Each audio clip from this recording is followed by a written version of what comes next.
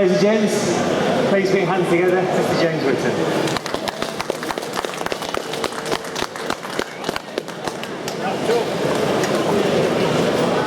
James was chatting earlier on about various things throughout your career. You know, obviously starting out on your little two-strokes and being a bit of a little bit of a collector yourself, having quite a big collection in your workshop. You have a lot of machines, including these two here that you've looked after. But you know, obviously working your way through your career, doing various things, British Championship, World Championship, 2 strokes, 4 strokes.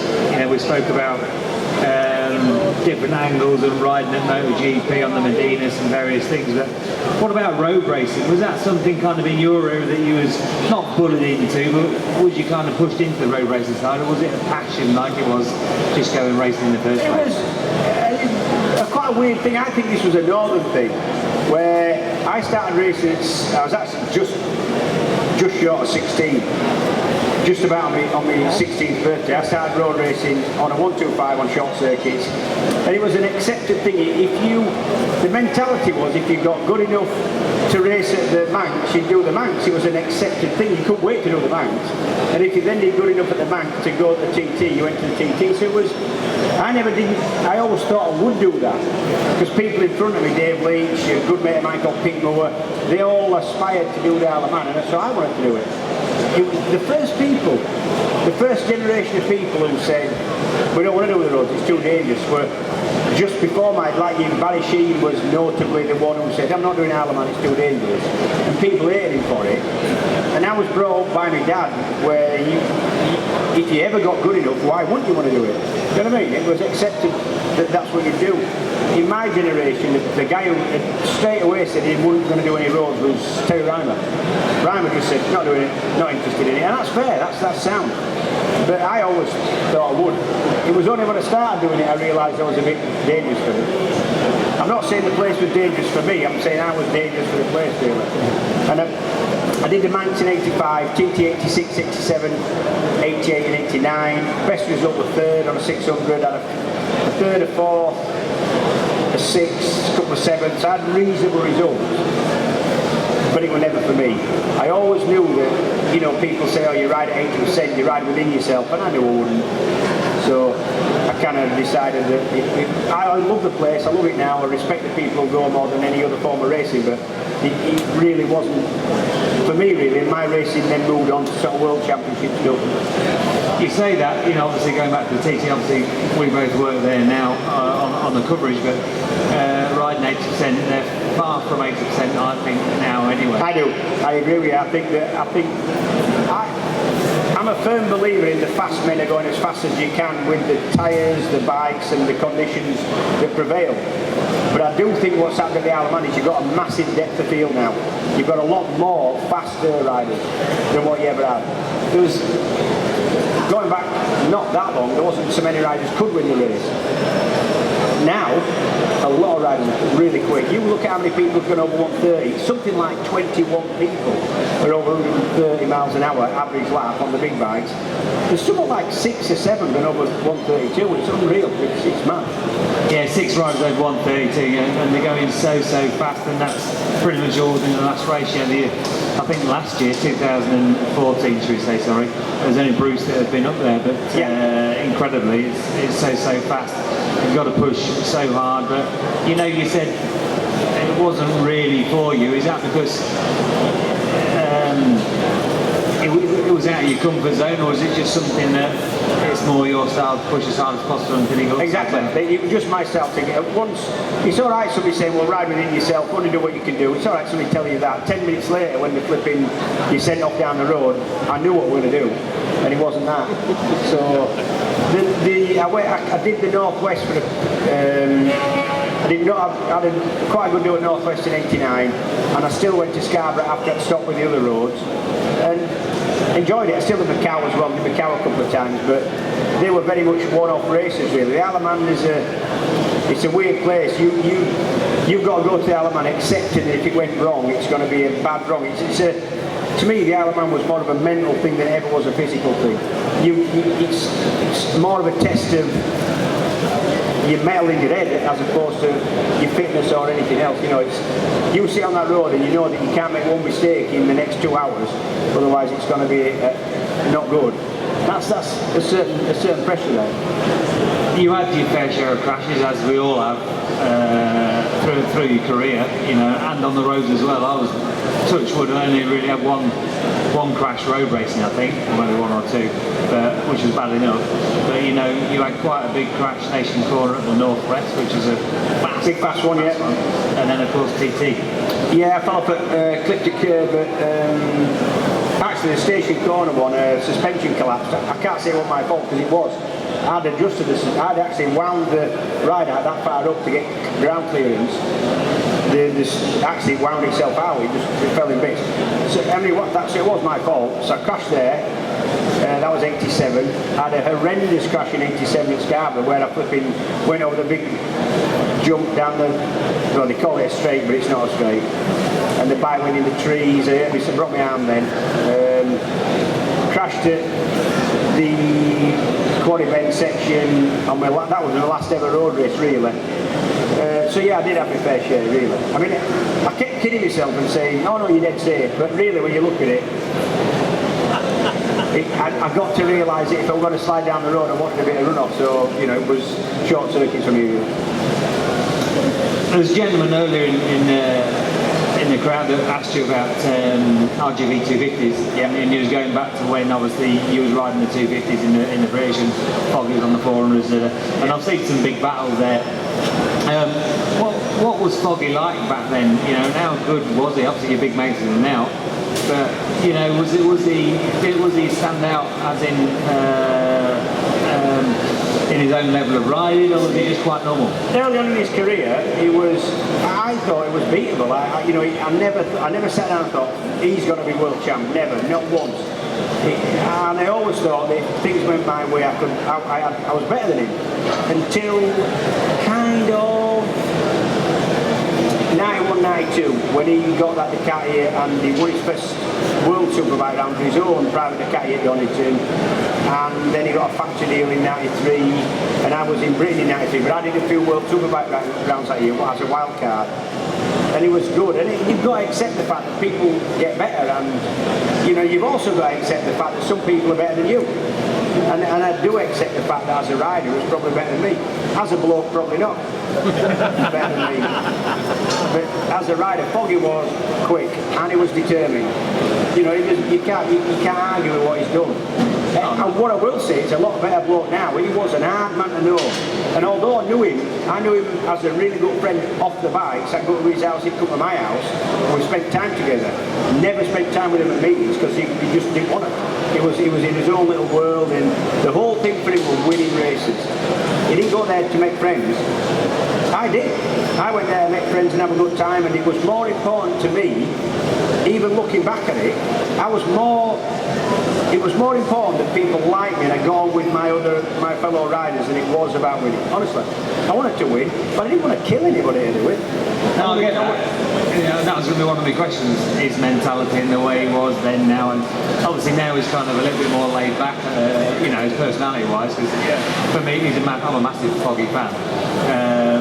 Especially, you know, he's achieved at different levels and different sports really on motorcycling.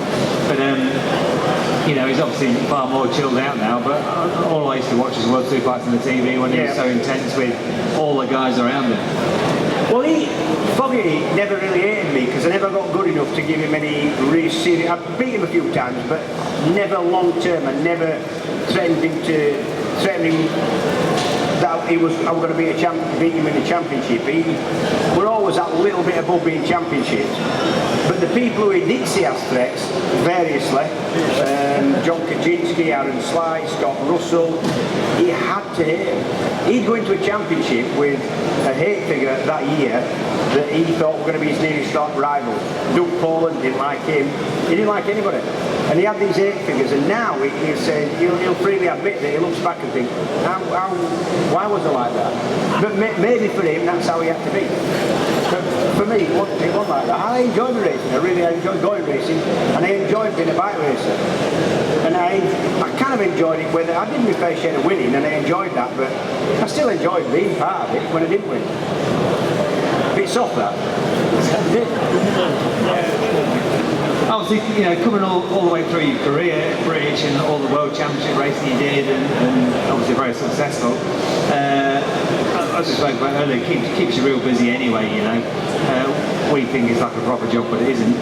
But what's a typical week in Jamie Whitham's life now? Obviously everybody sees you on the TV at BSB with Eurosport for the weekend, but what's a typical week, you know, what do you get up for in the morning? Get up, main thing getting up for, I get up early anyway. I've never been a line, I'm early to bed, early up man, as opposed to being a stopping up late and lying in bed, just because of the way I am really.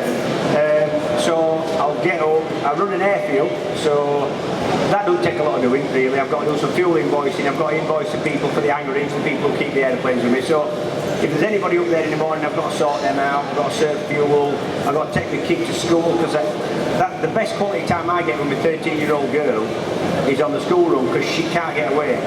She has to sit next to me in my van and my car, so she might as well talk. Any other time she don't want to be with me. She comes to my house, she wants to be in the other room watching her telly or with a mate. She don't want to be with me. In a car she'll talk, and so I like to do school run both ends of the day. I've got 2 or 3 rental properties that take up a little bit of work. There's always work to do up at airfield anyway, fixing a roof. We've done that with a lot of wind we've had to fix some roofs, fencing, cutting the grass, try and do a bit of bike restoring. I like a little bit of mountain biking. I do some writing for Classic Mechanics magazine. I don't know if you haven't seen it, you will be seeing it. I've been involved for the last 2 years in developing a range of bike consumable products. So chain sprays, contact cleaners, silicone sprays, bike wash. That's called 16.9, right?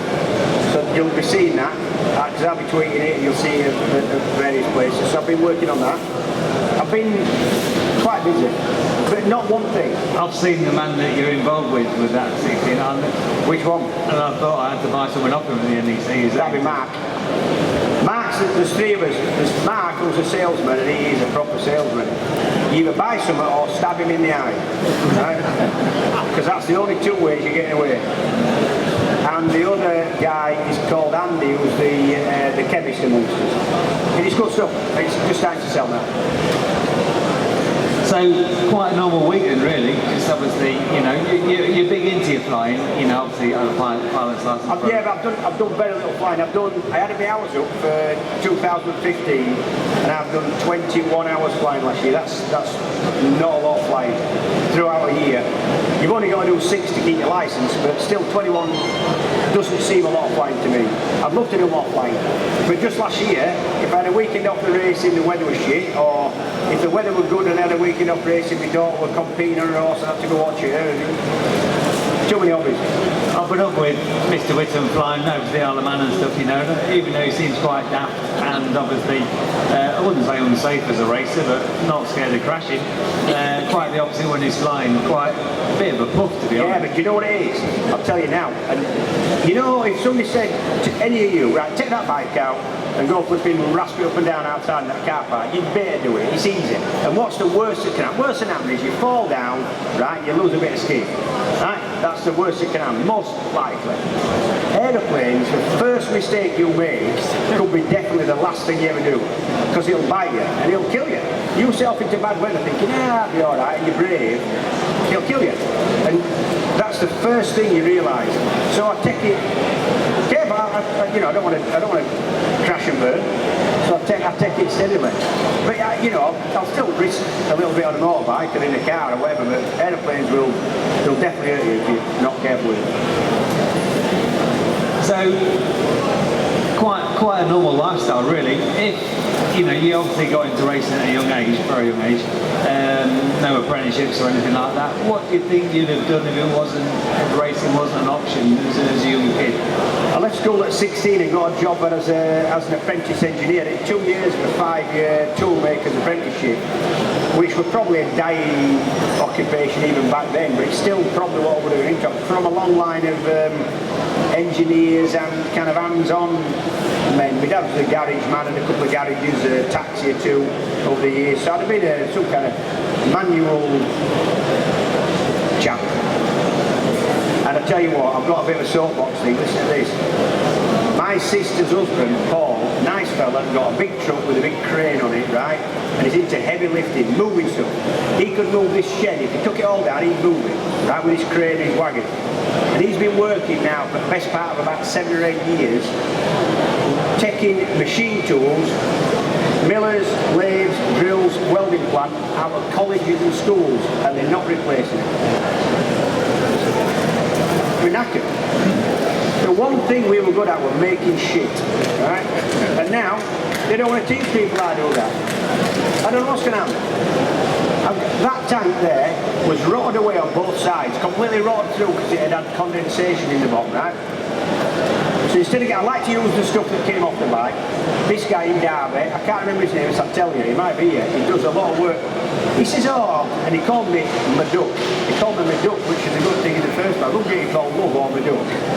And he took the bottom out of that tank, ground it out, he put the seam back in, he braced it, and you cannot tell. And he beat it with hammers, and he charged 150 quid. Then, once them people are dead, nobody else going to do it, because kids are interested in PlayStation and stuff like that, and they're not teaching them anything anymore. Anyway, I'm stepping off my soapbox.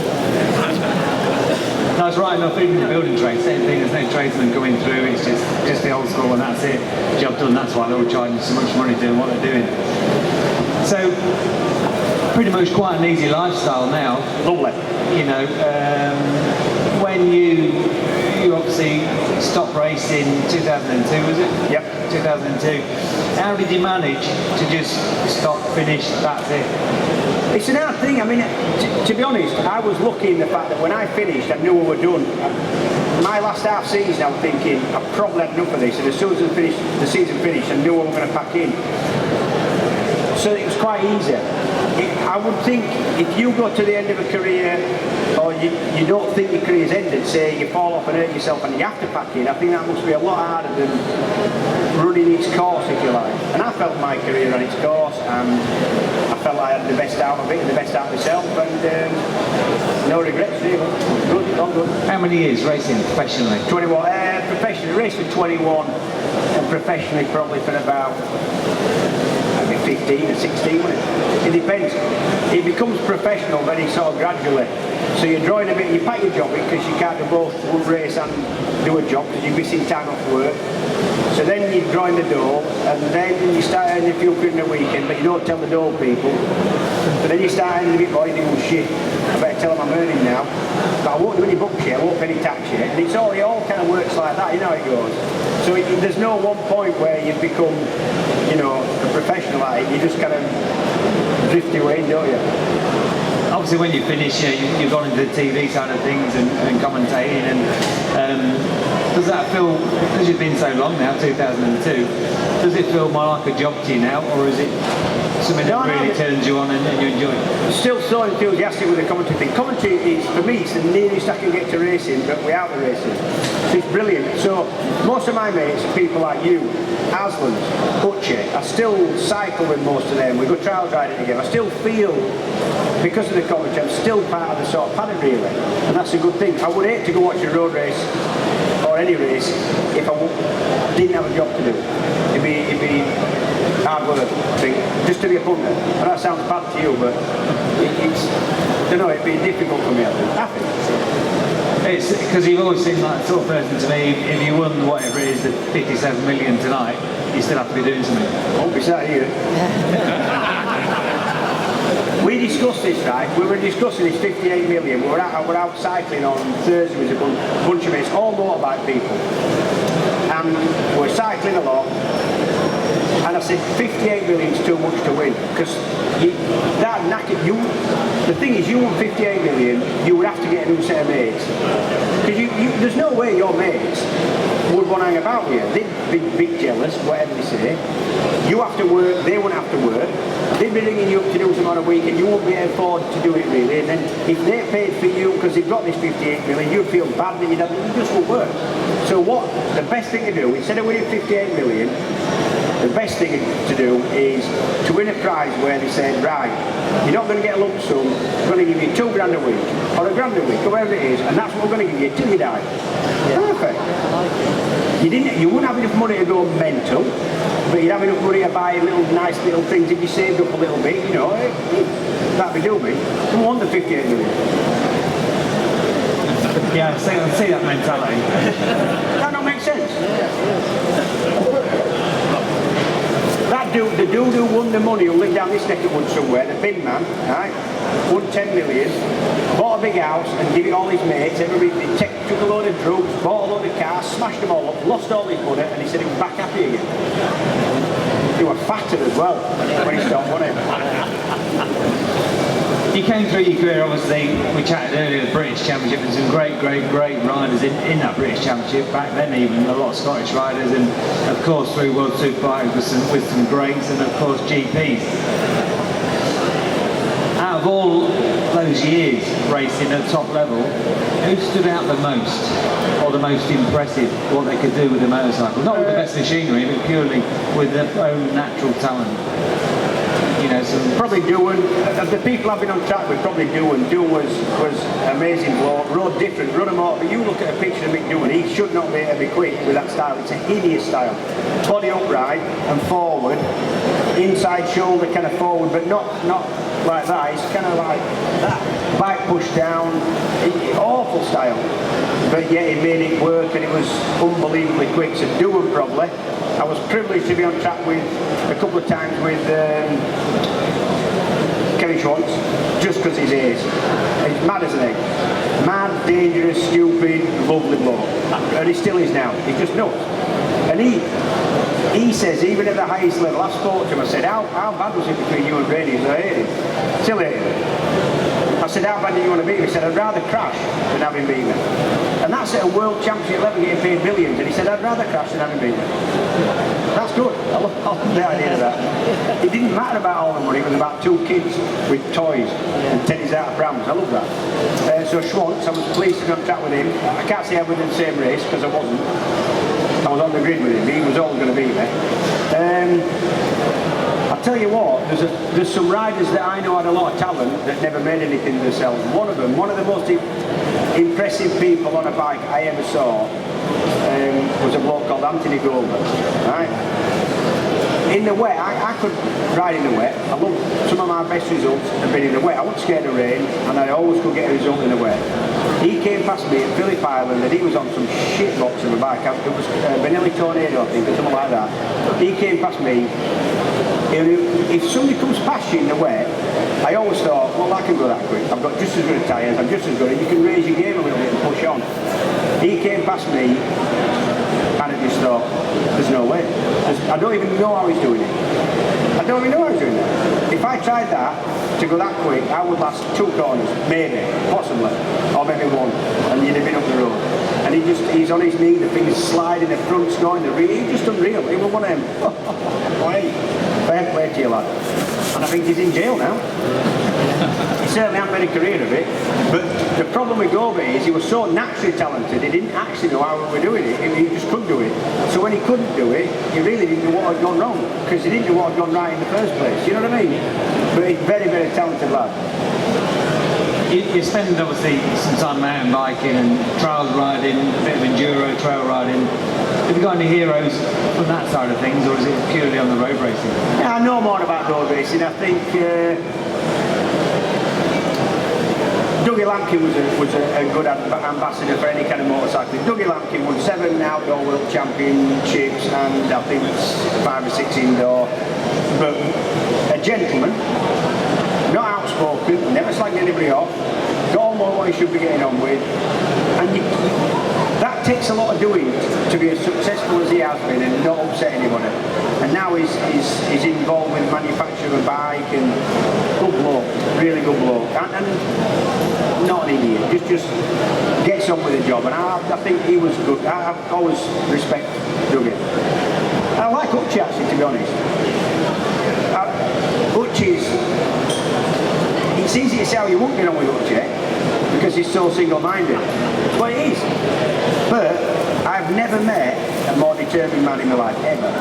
He's never ever takes no for an answer. Leg nearly off, okay. He thought, well, I'll get my back converted to right foot change, and he's just determined lad. That's what I respect about him. Yeah, with 100%, you know, like, even from my side, I've helped touch it out quite a bit on different things, but you look and you think, why? Why are you doing that? Yeah, I've thought that. But fair play to him, you know, come back not stronger, but even when he had me on the Yamaha with Shelby, he come back and said, I'm going to do BSD. Then why? Why bother? Because you've got to push the limit, especially on the UK tracks. Oh, they told me my legs are going to be stronger than it ever was. Okay, well, Ian, it still looks like a broken brolly stick. He comes instructing on my track training days.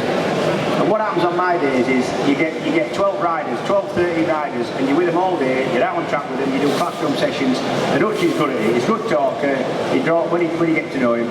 Brogy's a good talker too, he used Dan Limpo. Anyway, for some reason, Hutchie come from, this is 2 years ago, when he probably wasn't making a lot of money out of actual racing because he hadn't got back to racing yet. I've given him a group of people, and about dinner time, one of lads comes up and says, can I come out of your group? I said, well, who are you with? He says, oh, we're Hutchie. I said, well, go and talk to Hutchie, he'll do some stuff off the bike, you know, he says, I think he's asleep. And he's hit back again like that. But apparently he comes straight to Anglesey from Ireland, and he's been up all night and that, so we'll let him off. But yeah, he's a good instructor when he's awake.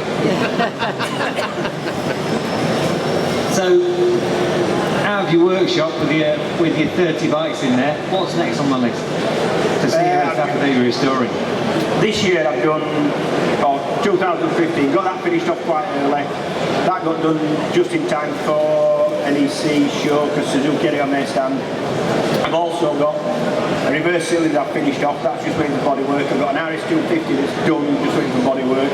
That I thought were going to be here, but the body work's not back. And I've started on an MBA that's a bit of, do you know what an MBA is? Yeah. MBA is a 125 twin Italian mid-70s to mid-80s race bike. I've got one of them, it's a bit of a slow burn is that, I'm still looking at parts. And I've started on a TY80. And I told the first group that we're in, it's got a bit wrong as that. When I was about, I don't know, 7 or 8, my dad bought me a TY80. A lot of dads bought the kids TY80s, great little bike. Well, I bought this thing last year for 200 quid and thought that'll make a nice bike. It wants restoring, but it's alright. Just before Christmas, I ripped into it, I stripped it down to last nut and bolt, I wrote a list of what I needed, so main bearings, wheel bearings, I need tyres, tubes, rims, spokes, wrote this list. Then I went into the house, I drunk a full bottle of Rioja, it was nice, and then I got on my iPad with my credit card and spent the best part of 500 quid. And I still haven't got everything. It's going to be the dearest TY80 in the world ever. And it's only going to be worth about 800 quid. But I'm going to have 1,500 quid in a flipping 800 quid bike. Good work, James. But I want one, so. This X7, obviously, you know, I took the piss at the NEC show. Telling me it was a 7 out of 10, yeah? No, 8, I'll give you 8. What did you get? On an X7, which was kind of was obviously an iconic bike in its time. I think it was the fastest 250 in its day, wasn't it? Yeah. But I didn't know this, I read it last night that you went for your test on an X5 with a sidecar. Yeah, because what happened was, in 1981, the law changed, so after 81, you couldn't ride a 250 on the road with L plates, you had to have a 125. So when I got to be 17 in 1983 or 4, the only way you could get a bigger than you could have up to a 250 with as long as it had a sidecar on. So I thought, well, I'll buy a cheap 250, 200 because nobody wants them because you can't ride them on L plates, so they were giving them away. I mean, flipping X7s, you couldn't give them away. 125s were worth a lot of money. So I bought this X5, stuck a sidecar on it, not one of them little sidewinders, not one of them little, you know, them lift up ones. This was a proper dobbing thing. You could get your grandma in this one. And shopping. Right? So I've got this sidecar on it, it got a lid and everything, it had a windscreen wiper. So I've got this thing with the sidecar on, and I went for my test on it, and I passed alright. You couldn't tip it up. Get this, you're of a certain age, most looking around here. You know now, do you know what's involved in doing a motorbike test? Quite a lot. Quite a lot. It's not difficult, but it involves a lot of it. You got to go out on the road, you do flipping all sorts of stuff. You got to show them you can reverse it in and out of a garage. I've done it because I did it for a magazine feature. Can you remember what the old tests were like that we all did? How piece of piss were that? If you couldn't pass that test, you wanted locking up for your own safety anyway. My dad's mate were an examiner, worked for DVLA as an examiner, motorbike examiner, and cars. And I was saying to him a couple of years ago, how easy that old bike test? He said, oh yeah, it was easy. He said, but we had some proper things happen, you know. He said, one of the funniest things, right, a bloke comes in with a YV100 motorbike, little 100cc Yamaha commuter bike.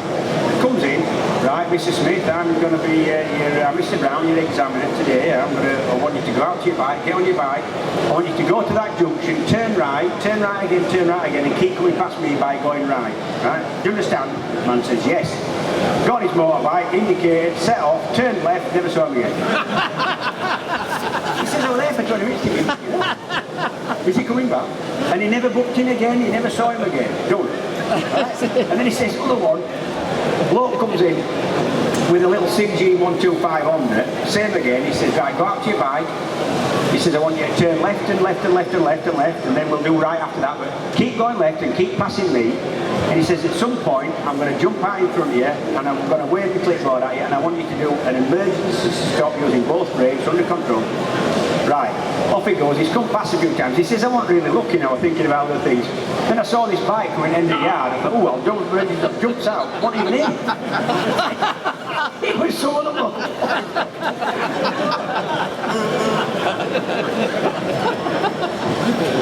But it was an easy test, wasn't it? Junior career, we spoke earlier about, even just now you've said about obviously racing and you wanted everybody to like you and get on with people, whereas Foggy was quite obsessed with winning. I know what you like and you love winning, that's what drives you on anyway. What's your favourite race? Like for me, you probably one that I haven't won, but what's your favourite race of all time and who with? All you can do is look to get off your motorbike after a race and know you've done your best on that bike on that day. That's all you can do. And that might be winning or it might be... Some of the best races you ever get, you haven't won. It's when 4 or 5 years been having a right old set to it. You might have come across the line third, but level with somebody, you might think, oh, that one, eh? But you might win one by 20 seconds and it not mean that much. It's a strange thing, really. Best race for me, probably World Supersport. I was on a Belgada Yamaha and it was Monza and there were 6 or 8 of us all together, and Monza's a slipstreaming place so you can't get away, so you like this down the straight, and I knew there were 6 or 8 people because I'd seen McPherson, I'd seen Cazzoli, I'd seen Merigali, I'd seen several other people, so I knew we were a group. And I knew I didn't want to lead it on starting the last lap because then something slipstreamed me down into parabolic, and I was trying to weigh all this stuff up, and I'd done everything dead right. I got into the lead, into Lesmo on last lap. I thought that's perfect. Went down to the last chicane, which is called Ascari. Then you've got one long straight, then parabolica, then start and finish. And I thought, right, here we go. I'm going to have to defend a bit into parabolica. Anyway, the guy who became my teammate, who then was on a Ducati called Cazzoli, comes flipping, scuttling under me, and I thought, I'll tell you what, if he makes that, he deserves it. I'll hold my hands up and say, well done. And he just ran about 3 feet wide and I went, I'll have that, thank you. And beat him to line, and that's probably, because starting last lap, it's a lottery, you could ride just as well and finish 6th as what he did for winning it. So I felt I was a bit lucky and it worked out well, and it was just a good race, really good race. Back then, back then, Oh, it's back then? there was like, for sure there was 10 riders that could win any one of those races.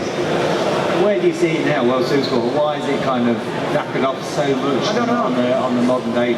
I don't know why World Supersport. I mean, World Superbike is still a really competitive championship. World Supersport is still competitive first 2 or 3 men, but then it drops off in quite a big way. I remember qualifying 15th once, and I was less than half a second off pole, so it was really close. I don't know where it's gone. For me, it's a brilliant championship, I think.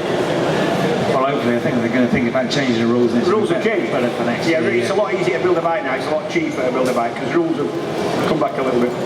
Right, my last question. Obviously, throughout your career, your personality, you're quite, I wouldn't say outspoken, but you're not scared to stand in front of a load of people and say your thing and do your thing.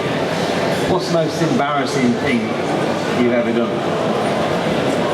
Now that is an hard one. Most embarrassing thing? Doesn't have to be racing. I don't get embarrassed that easy, so a situation that could have been quite embarrassing to some people, well, I never even knew. I wouldn't have known I was embarrassed because I don't. I'll tell you what I once did, when I was starting to make my living out of bike racing and start to be a little bit of a name. I was at Mallory Park with Mick Grant when I was racing British, you won't call it Superbike then, it was called TT Superbike, TTF1 or whatever, big class anyway. And there's a kid on a 125 TZ Yamaha, and he comes over and says, oh, you used to race 125s, didn't you? I said, yeah. He says, what about this? I'm trying to do this, and he was asking me advice, and I thought, oh, I'm being advised. It's a bit of a compliment, isn't it, being asked advice on some helping him and that. And then he says, what do you want to go on it? And I said, yeah, I'll have a couple laps. Anyway, did a few laps, dead careful, didn't crash. And I pulled back into pit lane, and I'm sat on this bike, and then I got off it, but I'm still standing it, no stand, I'm just sat, sort of leaning with it, with my bum sat on the seat, and talking to him about it, and telling him what he needs to do, and this needs doing, and clickers here and all that. He said, oh, well, just run it down to my van, and I'll get some tools. And he ran back to his van, and I sort of rode it down side saddle. When I stopped outside his van, it went, it just went the wrong way where my legs wasn't. It crashed, smashed his bearing, and he's going, I remember picking up and going, well, I've got work to do for you. Just left him with it, poor lad. You tell him I think he'd wank. That was embarrassing. What about when you shoot yourself? Oh, that wasn't embarrassing, really. There's been a couple of times. At Mallory Park, I was ready to go out for a BSB race in '93 on a fast orange Yamaha, and on race morning you go to the toilet quite a bit just because you're nervous. And I went for a wee and accidentally had a little bit of a poo. Right? It's easy done. It's one valve that works 2 ways, isn't it, gentlemen? Is it not? Anyway, mine does. I'm trying to squeeze a bit of wee out. I've pooed now. But there was no time to actually get myself cleaned up, so they were on the grid with my bike, so I went and got my bike, actually won, come back, and took my leathers off, cleaned myself up obviously, and the funny part was, there'd been a guy who somehow found out where I lived. I lived in a little house with my ex-wife then, and he knocked on my door about 3 or 4 times over the previous 6 months wanting to buy a set of leathers. So the next time, I hung them up in my garage, and the next time he knocked, I said, strangely enough, I have got a pair now, these are them. And about a week later, I saw him on his bike, proud as punch, wearing these leathers. I'm thinking, soiled. Have we got any questions to James, please?